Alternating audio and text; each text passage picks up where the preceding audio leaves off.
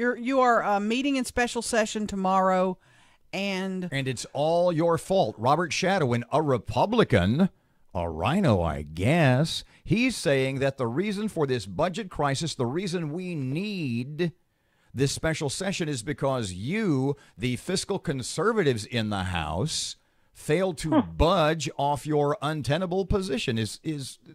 I got a feeling you don't necessarily agree. Unbelievable is all I can say. Totally unbelievable.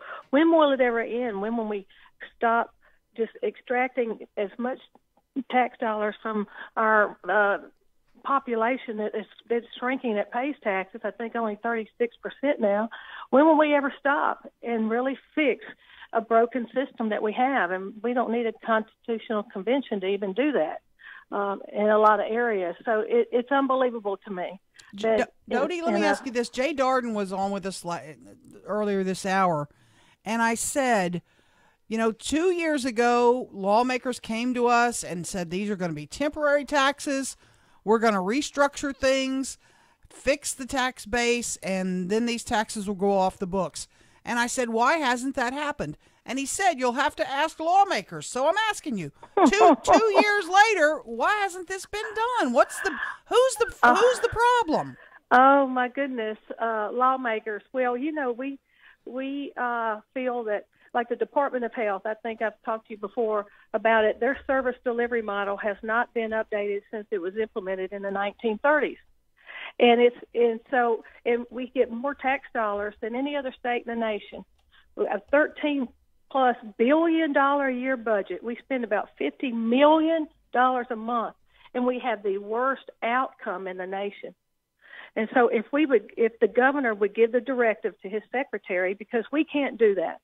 It would take a governor to do that, to go in and look at all the failing programs, adopt best practices, look at how much we pay for contracts and to vendors, and really do the hard work with the experts that he has.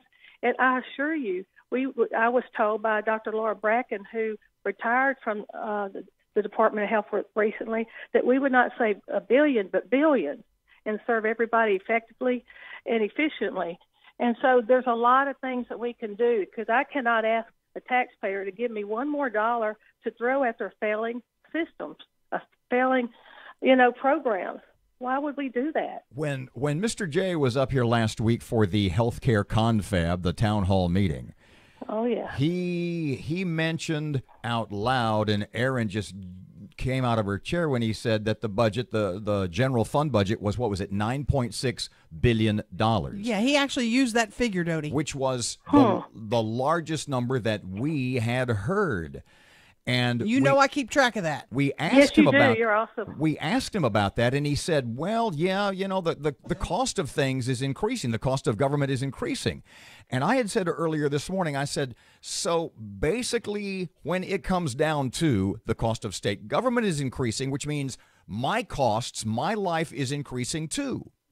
And in a nutshell, what I'm asking you is John Bel, is Mr. J saying, when it comes down to what's more important, keeping the government going or taking care of yourself, that government wins?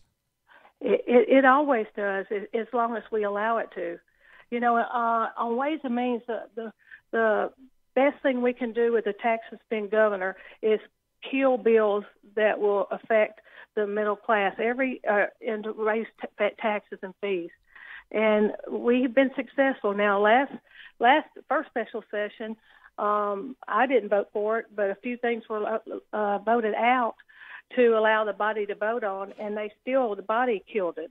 As far as raising taxes via income tax.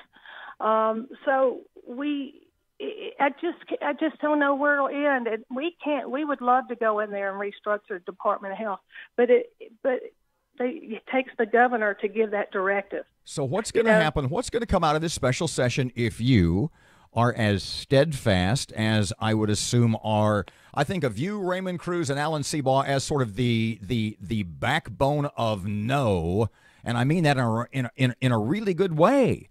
That you're telling the governor, no, you guys are spending enough. Let's figure something out. So if you are as staunch in your stance as the governor, Jay Darden, et cetera, seems to be in theirs, What's going to be the result of this special session? Robert, I just have no. I wish I could tell you. I don't know where other people are at.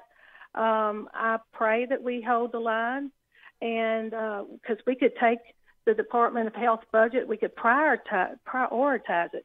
And you put your seniors first, your disabled, your most vulnerable citizens first. There's so many programs in there that don't affect the masses that can be eliminated and save costs, rather than threatening to put our most vulnerable citizens out on the street. That put me over the top. I've never seen anyone go so low. So that tells you there's nowhere that he will stop, no one he won't threaten to get what he wants. Is it going to be a nasty 2 weeks? Is it going to be rough, Dodie?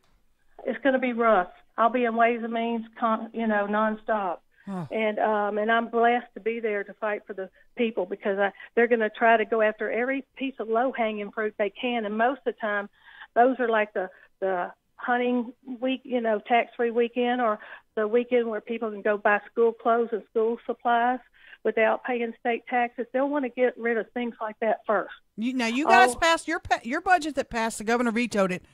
Did cut TOPS some. Do you anticipate that TOPS will not be fully funded once this special session's up?